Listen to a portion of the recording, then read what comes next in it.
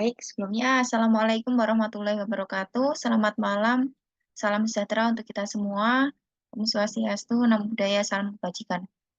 Eh, Terima kasih atas kesempatan dari Dr. Faisal yang telah mempercayakan saya, Meika Budi Rahmawati, selaku moderator pada malam hari ini.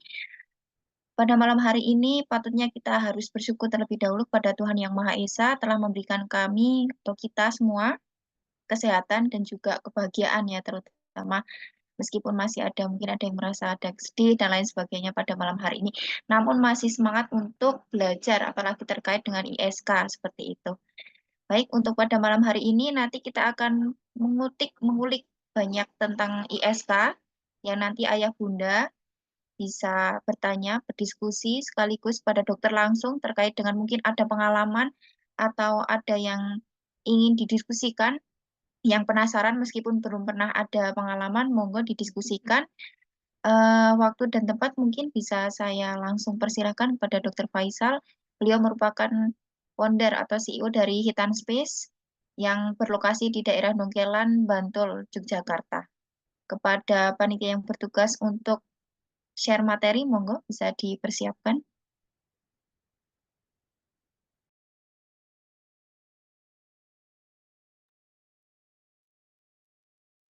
Halo, selamat malam ayah bunda semua di rumah. Kenalkan Selamat saya malam Dr. juga. Faisal dari Hitan Space. Malam ini kita akan banyak sharing-sharing terkait dengan infeksi saluran kemih.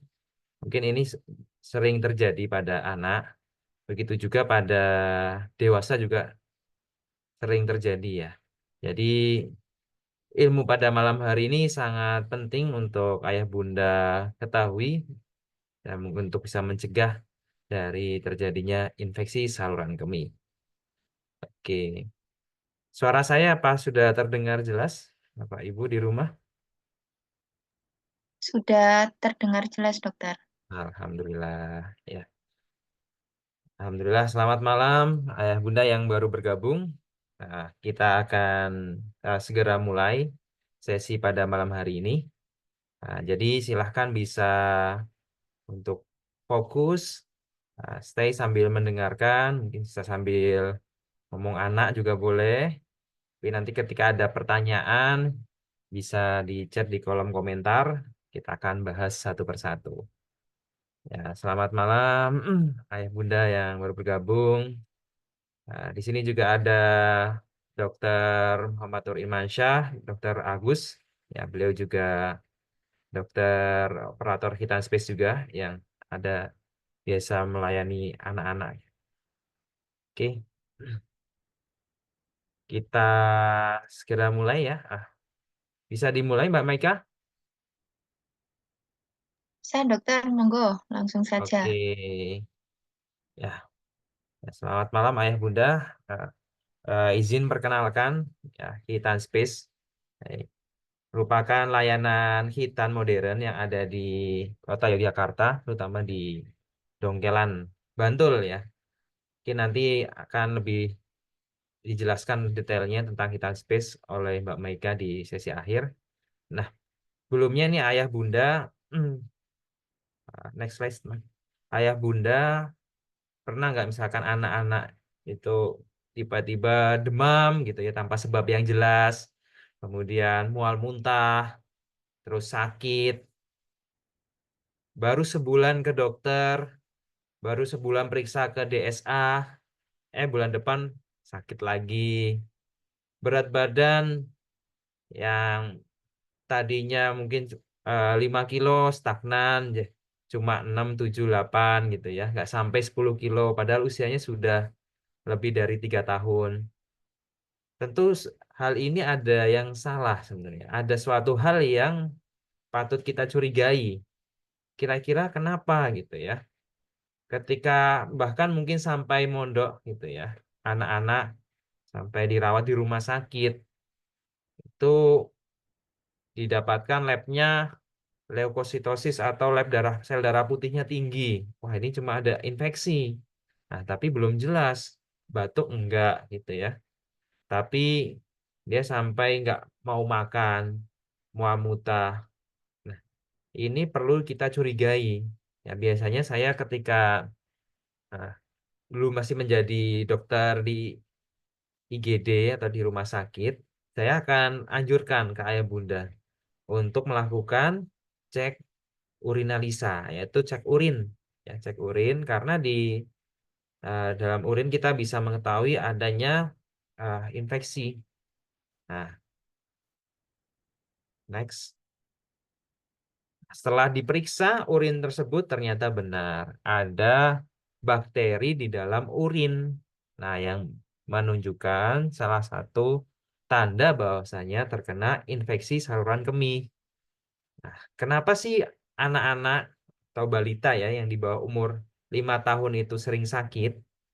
Ya, yang jelas yang paling faktor yang paling berpengaruh anak-anak bayi atau balita itu daya imunitasnya masih rendah, belum sempurna imunnya, kekebalannya belum paripurna. Walaupun dia sudah banyak mendapatkan vaksinasi, ya tentu dibanding orang dewasa, kekebalan anak-anak itu jauh lebih rentan untuk terkena penyakit. Dan seringkali ketika anak-anak bermain, ia belum mengerti tentang higienitas. Makan asal comot aja gitu kan. Tangan masih kotor. Anak-anak masih belum tahu, masih belum sadar bahwasanya kebersihan itu penting. Maka pada balita paparan mikroorganisme akan sangat mudah masuk ke dalam tubuh. Kemudian kalau mungkin yang sudah sekolah gitu ya, biasanya lingkungan eksternal di rumah itu kan kita kurang bisa mengatur dan mengontrol. Ataupun ketika sedang berpergian, sedang mudik, sedang ke tempat rekreasi. Nah, lingkungan eksternal itu sangat susah untuk kita kondisikan kebersihannya. Ya, banyak sampah-sampah, makanan, debu, maka akan mudah sekali terkena penyakit. Dan yang paling terasa, kadang ada beberapa orang nyebutnya itu musiman ya, musiman ketika musim bapil gitu ya. Itu nanti ketika udah masuki musim hujan ya. Nah, ini 1 bulan terakhir ini suasananya sedang panas-panasnya ya, Bapak Ibu. Dan banyak sekali yang sedang batuk pilek, ya batuk pilek, tenggorokannya kering. Ya, saya juga merasakan. Nah, nanti ketika sudah akhir tahun, misalnya Desember, Januari, Februari, musim hujan, nah itu perubahan cuaca yang ekstrim juga membuat daya tahan tubuh itu semakin rentan. Maka eh, akan sangat mudah terkena paparan dari penyakit. Next. Nah, sebenarnya kenapa sih bisa eh, terjadi demam gitu ya? Anak sakit, respon tubuh yang paling pertama muncul adalah demam. Ya, dikatakan demam itu adalah suhu di atas 37,5 ya. Kalau bayi, anak-anak normalnya ya 36,5 sampai 37,5. Biasanya kalau 37 itu sudah mulai eh, hangat anget ya, mulai anget. Ya, jadi kenapa sih bisa ada terjadi demam? Ya, ketika mikroorganisme tersebut masuk ke dalam tubuh, maka tubuh akan memberikan sinyal kepada eh, eksternal, kepada orang tua gitu ya, ibaratnya, untuk meningkatkan panas tubuh. Ya, itu sensornya ada di otak, di hipotalamus. Ketika ada demam, maka tubuh akan eh, metabolismenya meningkat. Ketika metabolisme itu meningkat, maka tubuh akan lebih hangat, lebih panas. Nah, tanda dari tentara-tentara yang ada di dalam tubuh ataupun imunitas itu sedang berperang melawan mikroorganisme atau virus-virus yang menyerang dari tubuh. Maka, nah, ketika anak itu demam, kita bisa patut curigai. Nah, itu sedang terjadi proses infeksi, baik itu bisa virus ataupun bakteri. Nah, oke, next. Ya, lanjut. Nah, eh, bagaimana dengan kaitannya dengan infeksi saluran kemih? Nah, infeksi saluran kemih terjadi ah, infeksi di area kandung kemih. Ya, kandung kemih itu adalah organ tubuh yang menampung dari urin. Jadi kan urin itu dihasilkan dari ginjal ya. Dari ginjal ada di kanan dan kiri. Nah, kemudian nanti dia akan turun ah, melalui ureter menuju saluran kandung kemih. Ah, atau bahasa medisnya vesika urinaria. Dari vesika urinaria ini akan turun lagi ke bawah ah, uretra menuju penis ataupun dari vagina ya. Nanti akan keluar lewat lubang kencingnya di situ ada uretranya akan keluar. Nah, proses infeksi saluran kemih itu terjadi di seluruh organ dari saluran berkemih ini ya. Jadi dia bisa infeksi di area area penisnya dari uretranya dari jalur kencingnya bisa naik lagi ke atasnya yaitu di area kandung kemihnya bisa naik ke ureter yaitu saluran yang menuju ginjal dan juga bisa naik lagi sampai ke ginjal. Nah, biasanya kalau sudah terjadi respon demam itu udah tandanya udah sistemik atau sudah nanti sudah menyebar ke seluruh tubuh. Nah, maka tanda-tanda yang bisa dialami dari infeksi saluran kemih, next slide-nya. Nah, biasanya karena ada peradangan di area perkemihan, dia ada yang mengeluhkan namanya anyang-anyangan, ya. Jadi pengen pipis, bolak-balik kamar mandi pengen pipis lagi. Terus ada juga yang seperti rasanya tuh nggak tampias buang air kecilnya ya. Dan ada rasanya kayak netes-netes terus. Ada yang lebih ah, bergejala biasanya adalah nyeri saat buang air kencing. Ataupun kadang nggak ada sama sekali itu gejala-gejala masalah di area perkemihan. Tapi bisa muncul juga ada nyeri perut di area bawah, mual muntah, kemudian jadi lemes, ataupun nggak mau makan. Nah, hal-hal ini yang membuat anak tidak nyaman dan sehingga dia kurang bersemangat ketika untuk proses makan, sehingga berat badannya nggak naik-naik. Nah, nanti untuk fase yang berikutnya yang lebih parah, yaitu nanti bisa menyebabkan berbagai macam komplikasi bila didiamkan. Next. Nah, jadi infeksi saluran kemih komplikasinya ya, sebelum lanjut ke fimosis adalah ketika demam ya. Saya sering mendapatkan beberapa pasien anak karena sering sekali demam dan sampai demam tinggi, maka bisa terjadi kejang demam. Jadi kejang demam adalah kejang yang terjadi karena proses demam dan demam ini bisa banyak faktor ya. Nah, salah satunya adalah ISK atau infeksi saluran kemih. Nah, untuk komplikasi lainnya bila terus dibiarkan, fungsi dari ginjal itu akan terganggu. Dan ketika fungsi ginjal terganggu, maka bisa terjadi namanya gagal ginjal. Bisa nanti harus cuci darah dan sebagainya. Padahal masih anak-anak ya. Jadi penyebab sekarang kalau banyak anak cuci darah karena banyak hal, ketika salah satu makanan ya ISK ini bisa uh, menyebabkan juga gagal ginjal yang bisa membutuhkan cuci darah. Kemudian uh, nanti untuk komplikasi-komplikasi lainnya ada namanya balanitis yaitu nanti bisa terjadi peradangan di area hulu penis juga bisa. Nah, ini ada istilah juga namanya fimosis ya, fimosis. Fimosis itu apa sih gitu ya? Nah, mungkin ayah bunda di sini ada yang pernah dengar istilah fimosis? Atau mungkin bisa sharing, silahkan. Nah ya, ya Bunda Ayu. Oke, yang lain mungkin ya, fimosis. Fimosis itu apa sih dok gitu ya? Ini ada gambar apa sih? Jadi fimosis itu sebenarnya adalah eh, di ujung kulit penis itu dia tidak bisa ditarik ke belakang. Nah, itu istilahnya adalah fimosis. Normalnya ketika pada dewasa, ketika pada remaja, maka kulup ujung penis itu bisa ditarik ke belakang. Nah, sebenarnya fimosis ini normal terjadi pada anak usia 0 sampai 3 tahun ya. Di beberapa literatur disebutkan sampai usia 1 tahun sampai 3 tahun ya.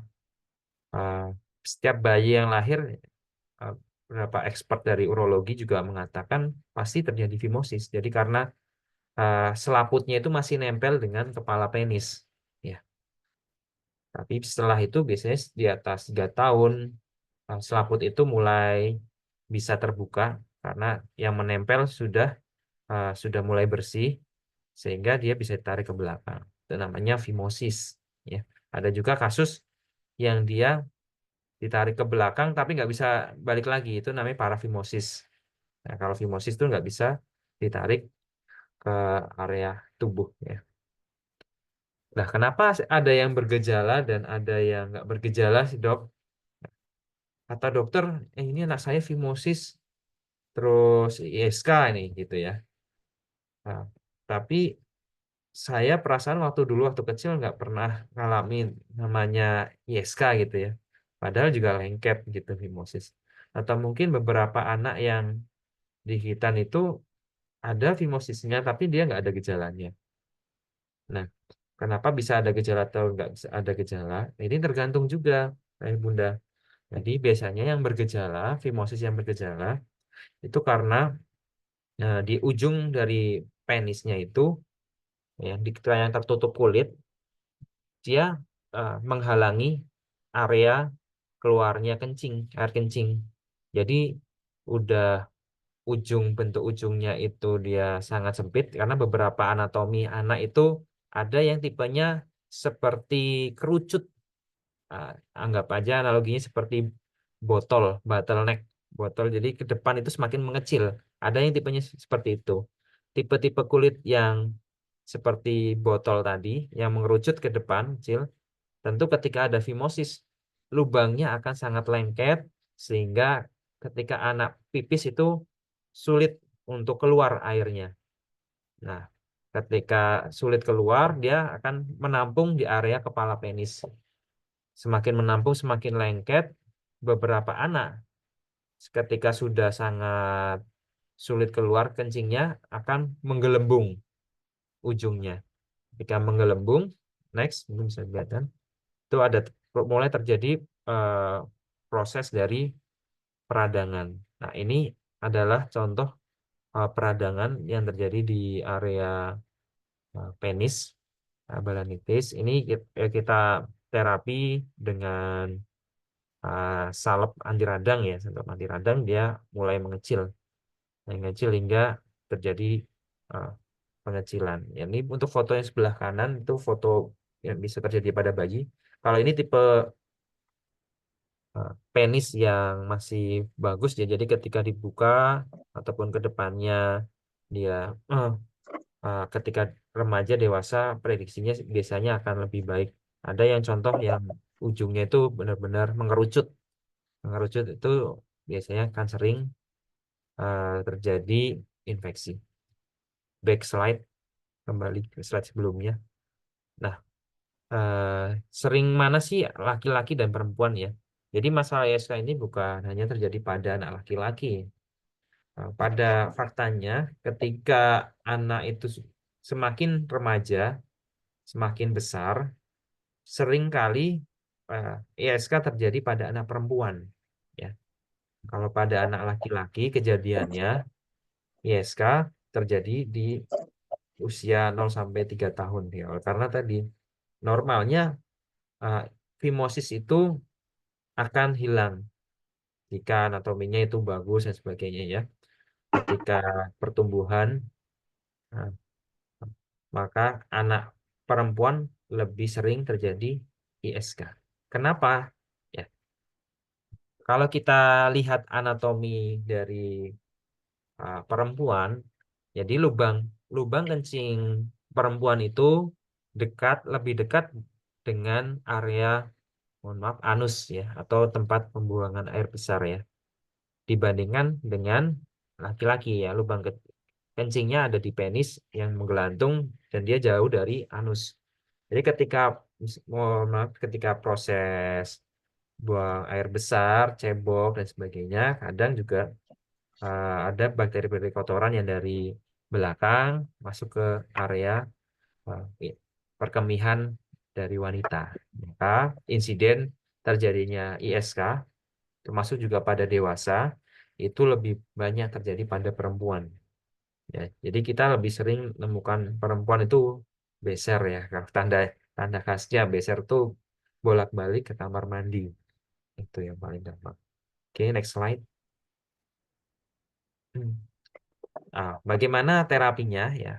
Untuk terapi dari ISK, yang jelas kita tangani terlebih dahulu untuk simptom atau gejalanya, yaitu misalkan terjadi demam pada anak, kita bisa berikan obat penurun panas ya. Penurun panas bisa didapatkan dengan mudah di apotek. Itu sesuai dengan panduannya, ikuti aja panduannya. Misalnya kita berikan 10 kilogram per berat badan.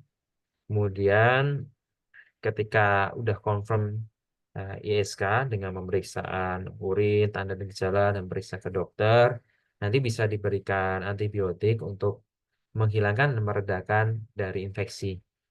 Nah, kemudian bisa diberikan tata laksana terapi non-invasif. Non-invasif itu tanpa adanya pembedahan, misalkan bisa ketika dapatkan ada fimosis juga atau misalkan balanitis seperti tadi bisa diberikan salep juga sebenarnya, ataupun bisa dilakukan intervensi.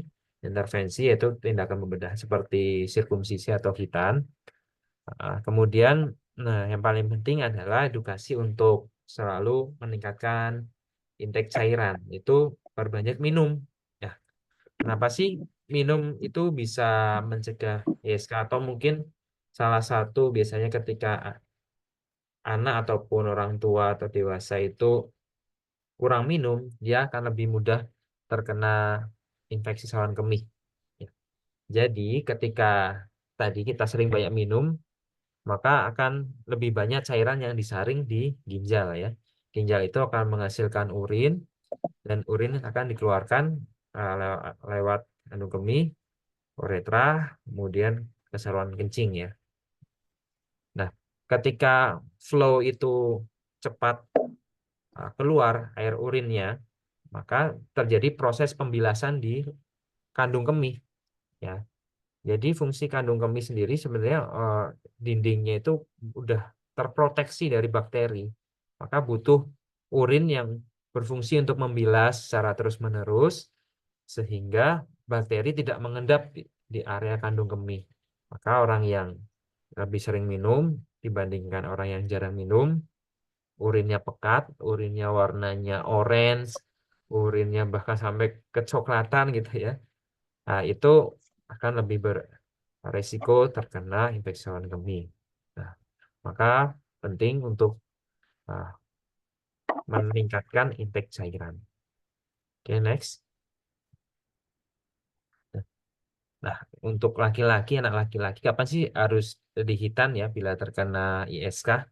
Nah, perlu penanganan lebih lanjut, definitif terapi, karena kita harus mengatasi masalah sampai ke akarnya ibaratnya ya. Mungkin kalau demam, antibiotik, SK-nya sudah hilang, tidak masalah tanpa perlu hitan ya. Tapi apabila kita dari ISK-nya terus berulang, ditandai dengan demam terus, bahkan sampai terjadi kejang, berat badan susah naik, nafsu makan menurun, terus kemudian sampai dia kesakitan ketika buang air kecil dan menggembung, maka lebih baik disarankan untuk hitan ya, atau sirkumsisi. Ah, apakah yang gambar seperti tadi yang ballooning itu atau yang bengkak-bengkak bisa langsung dihitan, Dok? Nah, biasanya kan kadang orang tua panik nih. Wah, ini Dok, ini penis anak saya kemerahan, terus bengkak, gembung. Itu gimana, Dok? kita mau hitan aja biar sembuh dan sebagainya gitu ya untuk mengatasi SK. Ya, eh, ketika terjadi peradangan di area eh, penis, itu disarankan untuk diobat terlebih dahulu di treatment sehingga bengkaknya berkurang. Sebenarnya bisa langsung dihitan, hanya saja akan mengganggu proses penyembuhan setelahnya.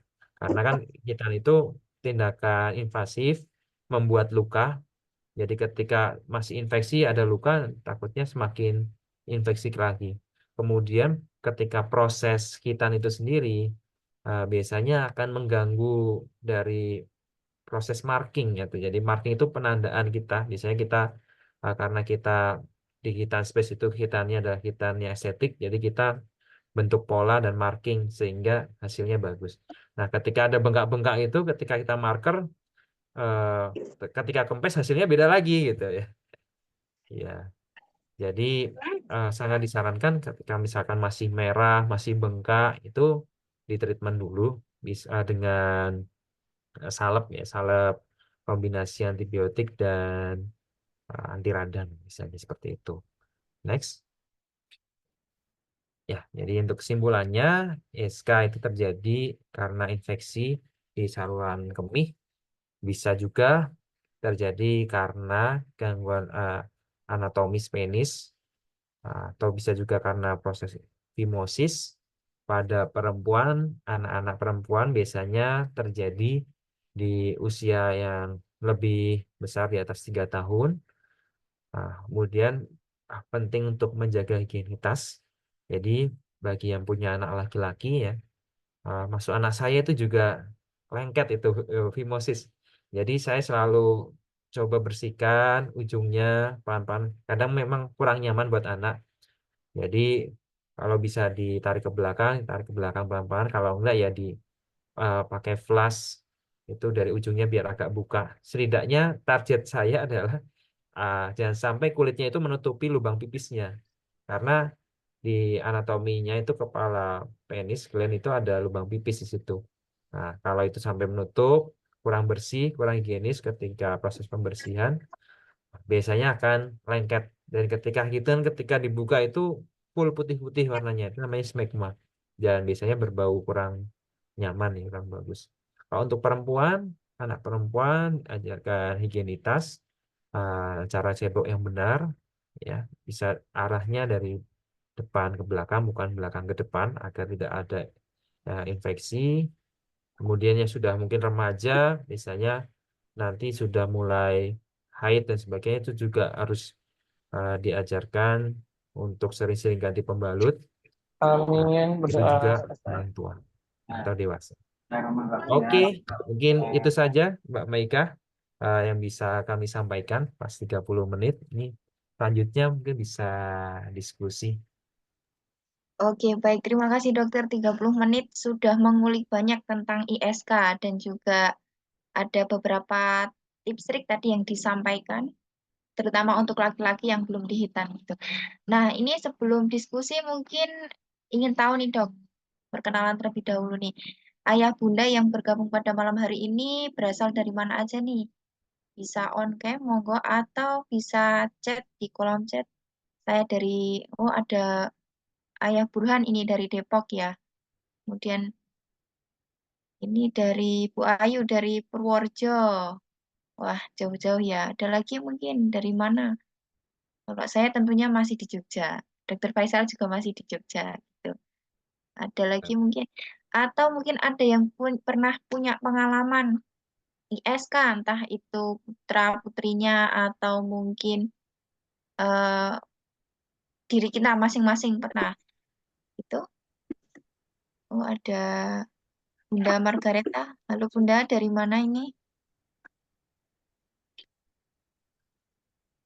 Oke, halo.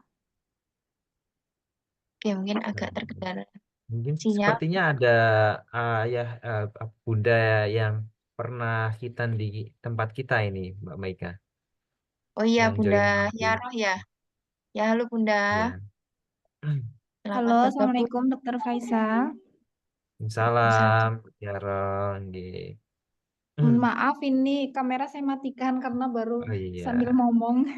nggih, ngatur nuwun Bu, nggih, nggih. Oke, nggak apa-apa Bunda. Ini memang sesi yang santai, saling sambil Hmm. sharing-sharing bermanfaat sambil ngomong anak seperti itu ya. Baik, Oke. langsung saja mungkin dari materi yang sudah disampaikan Dokter Faisal nih. Dari ayah bunda ada yang mau didiskusikan atau yang ditanyakan. Karena jujur saja ini dok, ada teman saya yang sudah dewasa Hmm. itu, dia tanya pada saya, kok ISK saya itu berulang kembali, padahal saya sudah minum antibiotik dan minum air putih saya juga banyak, seperti itu saya juga nggak pernah ngampet pipis, kok masih terjadi ISK gitu. Nah ini kasusnya perempuan seperti itu. Atau ada juga teman saya yang sudah punya anak itu perempuan juga usia 2 tahun, makanannya nggak ada masalah, nafsu makannya bagus terus, tapi kok bisa terkena ISK itu seperti apa gitu. Sepertinya bunda-bunda yang seperti ini agak denial dokter. Jadi merasa makanannya tidak ada masalah, kemudian minumnya juga tidak ada masalah, tapi kok masih bisa terkena ISK seperti itu. Biasanya ayah bunda yang seperti ini masih denial. Ada juga yang anak saya nggak ngosis ini, sudah sering saya bersihkan kok masih terkena ISK seperti apa ini, kok bisa seperti itu. Nah, seperti itu mungkin dari ayah bunda ada yang mau ditanyakan, silakan bisa langsung on mikrofon atau bisa chat di kolom chat mungkin kalau ada kendala sinyal. Ibu Ima ini ada pertanyaan Mbak di kolom chat nih. Oh iya, Silakan, Pak.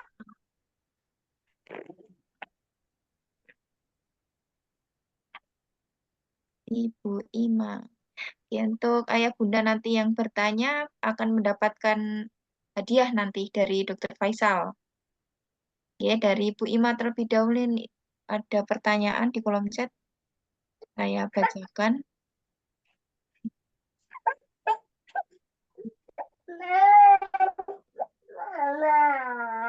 Dibacakan Mbak. Oke, saya izin bacakan dulu ya dok ya. Hmm. Kalau misal, perkenalkan nama saya Ima dari Jogja, mau bertanya. Kebetulan anak saya usianya 4 tahun 6 bulan, laki-laki. Kalau kebetulan sudah saya masukkan TK dari kecil. Nah, di sekolah dari jam 8 sampai jam 11 pasti pipisnya sudah 3 kali. Apakah itu baik, normal, atau bagaimana dokter? Jadi, normalnya anak usia 4 tahun sampai 6 tahun itu pipisnya berapa kali? Monggo dokter. Hmm. Dalam. Oke. Walah, Pak. Nggak Hmm. bubuk ini lho, Pak. Sambil ngomong itu Nah, kereta. ini. Oke, oke.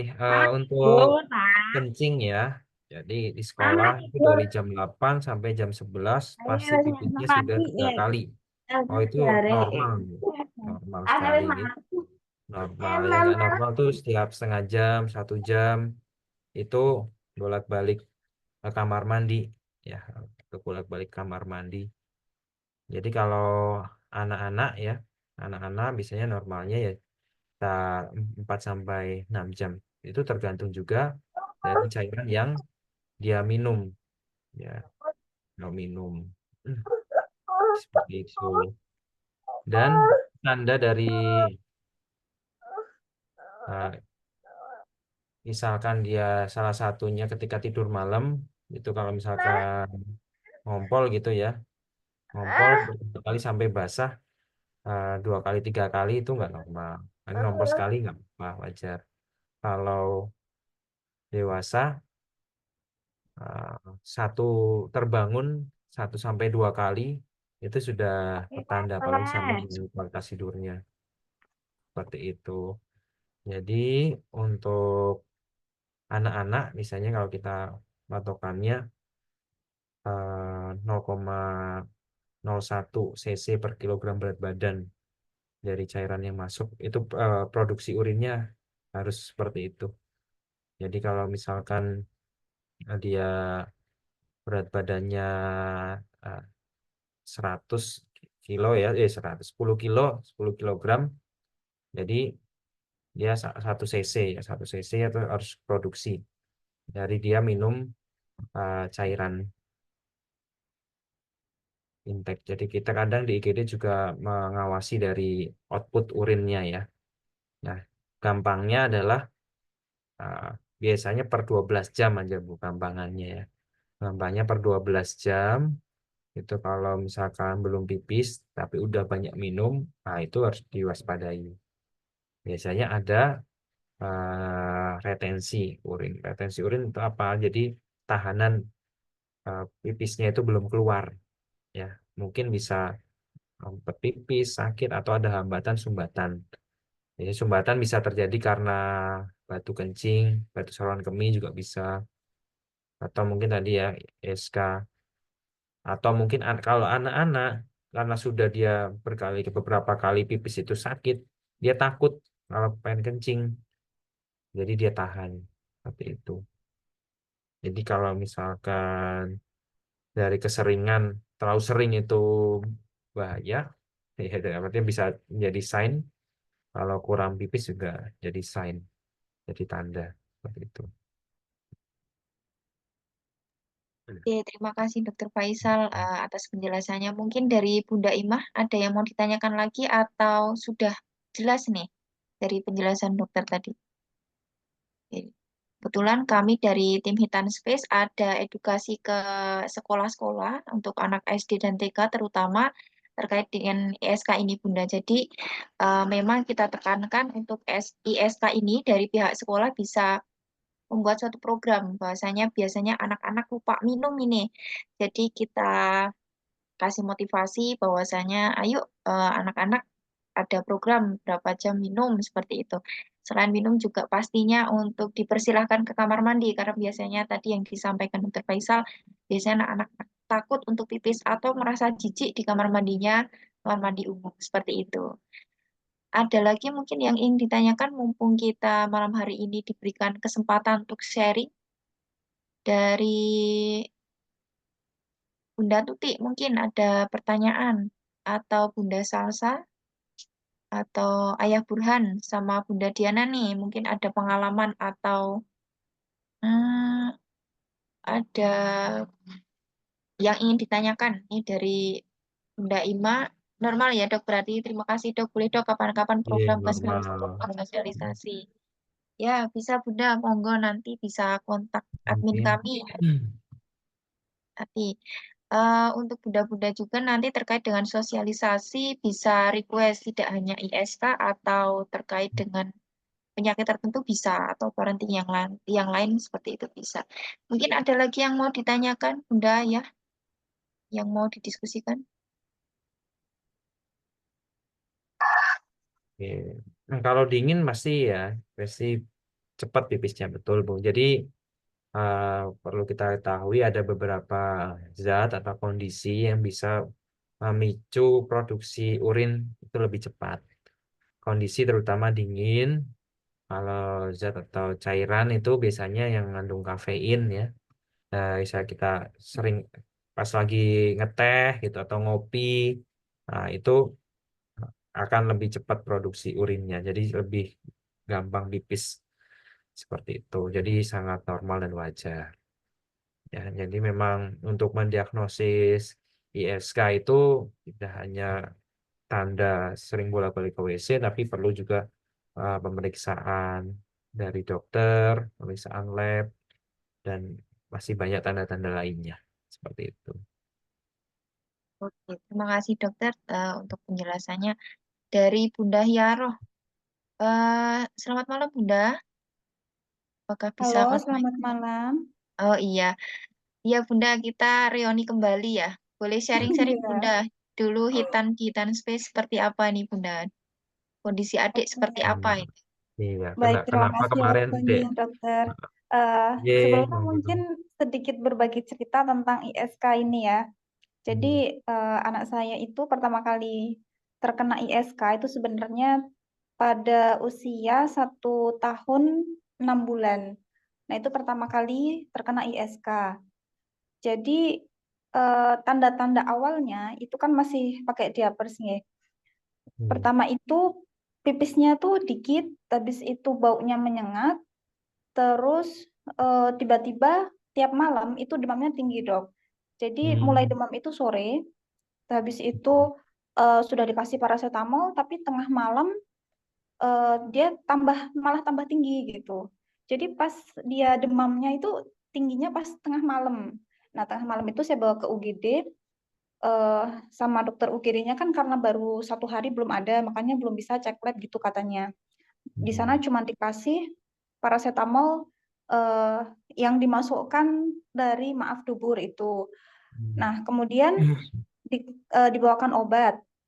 2 hari belum sirap juga. Nah, malam ketiga itu masih demam tinggi lagi. Nah, itu tengah malam lagi juga saya ke UGD lagi, Dok, itu.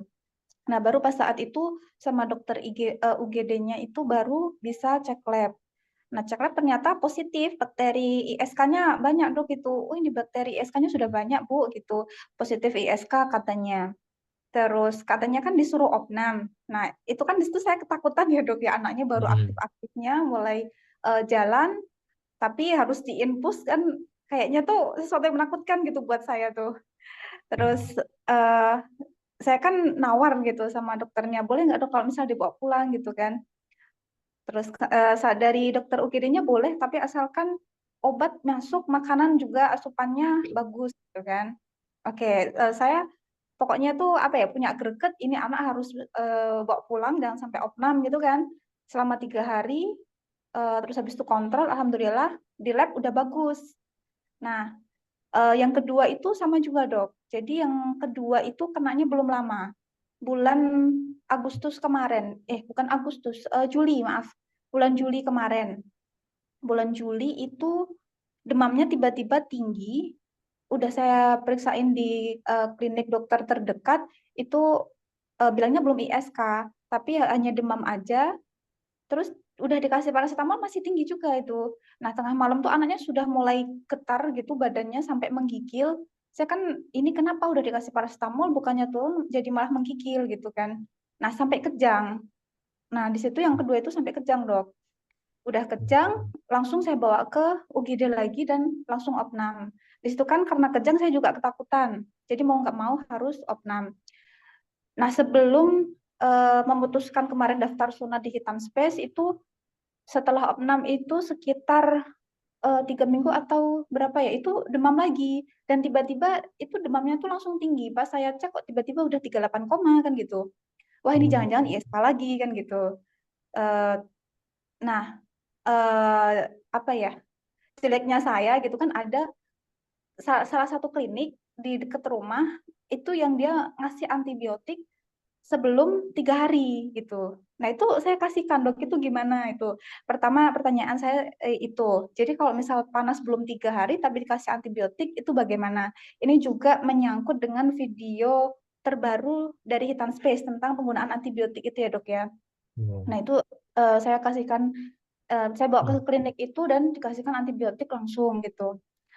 Nah, itu langsung turun, Dok. Jadi belum ada 3 hari udah dimasukin antibiotik, dia panasnya cepet turunnya kan gitu. Nah, di situ udah sembuh, langsung saya ada info di Hitan Space itu ada mau event, nah itu saya langsung daftar kan gitu. Nah, pertanyaan pertama itu apakah menjadi masalah atau tidak kalau anak demam belum ada 3 hari atau mungkin sakit apapun belum ada 3 hari tapi sudah masuk antibiotik, itu yang pertama. Kemudian yang kedua, untuk anak yang sudah di Hitan itu apakah masih memungkinkan terkena ISK lagi gitu. Apakah kemungkinan itu masih bisa sering kambuh lagi atau itu lebih apa ya, Dok, ya? Lebih bisa diminimalkan gitu. Baik. Oke, mungkin itu dulu, Dok. Mohon maaf agak Siap. panjang. Nggak Terima kasih apa-apa, atas Bu. waktunya, Dokter Faisal. Yeay, sami Bu Kiaro. Jadi untuk sekarang, alhamdulillah, di Serhan udah sehat terus ya, Bu ya. Alhamdulillah setelah Hitan ini anaknya sehat, makannya tambah banyak, Dok, ini. Berat Alhamdulillah. Ya. badannya belum ada berapa ya, belum ada ya hampir 1 bulan ini udah nambah setengah kilo ini. Alhamdulillah. Ya. Alhamdulillah. Sip. Oke, Bu Kiara, terima kasih atas sharing cerita dan pertanyaannya. Jadi terkait dengan pemberian antibiotik, tentu dokter sudah memprediksi atau melihat dari riwayat ya, Bu ya. Jadi di guideline atau tata laksana, seorang dokter akan melihat riwayat penyakit dari pasien tersebut. Nah, ketika sudah ada riwayat infeksi saluran kemih dan apalagi sampai demam dan kejang, maka sudah bisa diberikan uh, antibiotik ya, walaupun mungkin belum 3 hari. Ketika dokter tersebut sudah yakin ini penyebab utamanya adalah ISK lagi gitu. Seperti itu, Ibu. Jadi memang ini sangat subjektif dari jam terbang dokternya. Ya. Tapi sudah tidak ada masalah karena hal itu uh, dokter tersebut ingin mengatasi masalah hingga akarnya. Itu. Kemudian apakah bisa terkena ISK kembali? Ya, kalau bicara kemungkinan pasti ada kemungkinan ya Bu ya. Masih ada kemungkinannya orang sakit demam batuk apakah bisa batuk lagi. Udah divaksin masih sakit lagi gitu kan. Masih ada kemungkinan Bu. Cuma mungkin sebabnya sumbernya uh, bisa saja berbeda. Ya, kalau kemarin mungkin dari segi anatomis ada fimosisnya sehingga menyebabkan ISK. Sekarang fimosisnya sudah teratasi karena sudah dihitan. Mungkin nanti bisa terkena ISK lagi apabila intake cairannya itu kurang atau kebiasaan anak yang ngempet pipis ya. Jangankan anak ya dewasa kita aja kalau misalkan lagi perjalanan gitu nanggung ngempet lagi nanti aja baru sampai lokasi baru pipis ya. Nah, kebiasaan ngempet pipis ini nah, itu bisa juga menyebabkan ISK karena bakteri-bakteri yang tertahan di kandung kemih dia nggak segera dikeluarkan sehingga akan menginfeksi, menyerang dari dinding-dinding kandung kemih. Nah, seperti itu. Jadi bisa saja terkena ISK kembali apabila nantinya kurang intake cairan dan juga eh, sering nunda kencing. Jadi edukasi selalu anak. Nah, kalau kebelet pipis langsung pipis aja, itu bilang gitu. Seperti itu, Ibu. Semoga menjawab. Mungkin dari Oke, Mbak Maika. dokter, terima kasih banyak dokter jawabannya. Ya, saya-sama Bu Fiero. Baik, terima kasih dokter. Karena waktu menunjukkan semakin malam, pasti ayah bunda juga akan ada agenda untuk sama anak-anak ya. Jadi langsung saja mungkin ayah bunda ini kami ingin sharing terkait dengan profil kami. Sebenarnya Hitan Space itu pelayanannya seperti apa sih?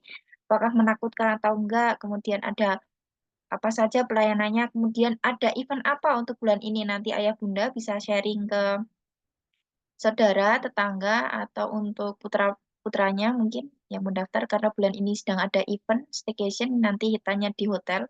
Jadi suasananya beda seperti itu ya. Ini kami izin untuk eh, share terkait dengan video profil kami. Monggo untuk yang bertugas bisa share.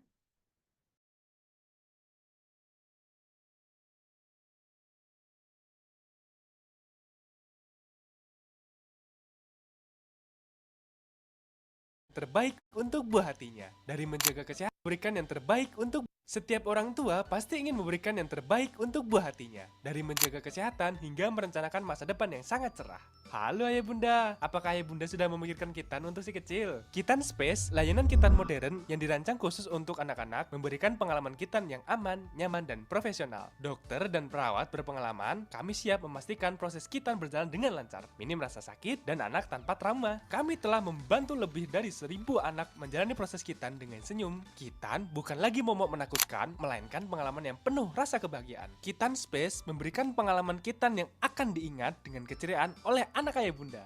Kitan bisa sambil main PS atau nonton VR. Kitan Space juga akan memberikan mobil remote hingga drone. Sudah siap untuk memberikan yang terbaik bagi si kecil ayah bunda? Ayo daftar sekarang di Kitan Space, Kitan modern untuk masa depan anak yang cerah. Kitan Space, aman, nyaman, dan profesional.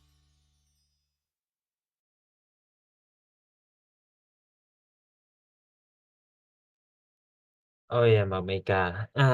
Ya Kita bunda. event terdekat ada acara apa ini, Mbak? Ini event terdekat tanggal 28 besok nih dok. Sebentar lagi ada Hitan Staycation. Jadi ayah bunda yang bertanya. Hitan staycation itu Ya seperti apa? Bunda, masih bingung cari tempat hitan yang Hitannya tepat nanti untuk di 3 hari. Ini sebuah kembali hotel lagi seperti kita itu ayah staycation bunda, bersama jadi kita anak-anak season bisa 8. merasakan Yeay! di Pada hotel tanggal sambil hitan. 28 Nah, nanti September bisa sambil 2024 menginap di Grand atau Palace tidak Hotel menginap. Kalau Yogyakarta menginap dapatkan tentu diskon benefitnya lebih banyak. Rp500.000 untuk Anak-anak metode bisa reguler. renang terlebih Lebih hebat dahulu, lagi, dan bisa daftarkan di bonding mana keluarga sekaligus. menginap di Segera daftarkan sekarang hotel dan seperti nikmati itu. Jadi pengalaman nanti ayah menyewa bunda superior yang super apabila nyaman. penasaran Bahkan bisa plus menghubungi kolam admin renang kami. dan paket hitan premium yang luar Berikut biasa. Jangan sampai ketinggalan, slot terbatas hanya untuk 50 anak. Ayo daftarkan segera dan dapatkan diskonnya. Kitan Space, aman, nyaman, dan profesional. Oke, berikut adalah informasi. Nah, mungkin yang terakhir nih, kami ternyata tidak hanya ada hitan saja, ayah bunda. Kami juga memiliki layanan home care. Home care atau eh, brandnya namanya Dokter Care. Jadi ayah bunda apabila nanti ada keluhan bisa apa namanya istilahnya memanggil atau menghubungi kami. Nanti ada beberapa pelayanan yang dibutuhkan, bisa visit dokter dan juga perawat, atau bahkan telemedicine juga bisa. Jadi ayah bunda ketika ada masalah, oh perlu telemedicine, bisa nanti bisa mendapatkan resep sekaligus. Dokter Care. Dokter Care menyediakan jasa layanan perawatan home care, live-in yang merawat pasien dengan profesional dan sepenuh hati. Layanan kesehatan yang datang langsung ke rumah Anda, menyediakan perawatan medis dan perawatan kesehatan berkualitas tanpa Anda harus keluar rumah. Dengan home care, Anda bisa mendapatkan pemeriksaan rutin, perawatan luka, pengawasan obat, dan bantuan sehari-hari. Semua dilakukan dengan nyaman di rumah Anda sendiri. Tidak hanya itu, dengan home care, Anda juga mendapatkan perawatan yang lebih personal dan berfokus pada kebutuhan khusus Anda atau anggota keluarga Anda. Jadi, jika Anda atau orang yang Anda cintai membutuhkan perawatan medis yang berkualitas dan nyaman, pertimbangkan untuk mencoba layanan home care. Jangan ragu untuk memberi like dan komen jika Anda ingin tahu lebih lanjut atau ingin berbagi pengalaman Anda dengan home care. Terima kasih, salam sehat. Oke, berikut adalah profil dari kami ya ayah bunda. Jadi tidak perlu ragu, nanti kalau misal ada pertanyaan atau konsultasi bisa menghubungi nomor yang tertera di media sosial kami. Nah, dari Dokter Faisal nih menyampaikan minggu depan atau 2 minggu lagi akan ada sesi parenting lagi nih, sharing session seperti itu. Mungkin dari ayah bunda ada request terkait dengan materi. Jadi untuk mencerdaskan anak-anak kita, mencerdaskan generasi Indonesia tentunya pasti banyak sekali tema-tema yang ingin diketahui seperti itu. Mungkin ayah bunda ada requestan atau ada ide, penasaran terkait dengan apa? Mungkin makanan sehat bisa, atau mungkin terkait dengan sesi parenting yang lain, seperti itu, seperti psikolog dan lain sebagainya mungkin. Dari Bunda Hiaroh ada requestan buatan nih Bunda untuk sharing ke depannya. Baik Mbak Meika, terima kasih waktunya ini. Mungkin tadi dari temanya Dr. Faisal saya juga setuju nggih. Atau di lain kesempatan mungkin dari segi apa ya, kalau tingkah laku batita jadi sekitar umur 2 tahun sampai 5 tahun atau 4 tahun ya, itu kan jadi anak-anak itu baru mulai mengolah emosi ya. Jadi bagaimana sih mendampingi anak-anak dengan emosi yang baru menggebu-gebu. Jadi bagaimana menyalurkan emosi anak yang baik dan benar itu seperti apa. Mungkin itu. Gitu Mbak Maika. Terima kasih. Oke, terima kasih Bunda Hiaroh request dan juga idenya. Itu sangat penting sekali. Baik, karena waktu semakin malam, jadi ayah bunda akan ada kegiatan yang lain dengan putra putrinya. Terima kasih atas waktunya dari Hitan Space. Saya selaku moderator mengucapkan terima kasih banyak dan mohon maaf apabila masih banyak kekurangan dan apabila ada tutur kata yang kurang berkenan, kami mohon maaf. Sampai jumpa di sharing session selanjutnya. Tetap semangat, sehat-sehat untuk ayah, bunda, dan juga putra-putri. Saya tutup. Wassalamualaikum warahmatullahi wabarakatuh. Salam sejahtera untuk kita semua. Betul. Terima kasih Ayah Bunda atas waktunya. Terima kasih Mbak Maika dan tim. Terima kasih. Sampai bertemu kembali 2 minggu lagi. Dadah. Izin live.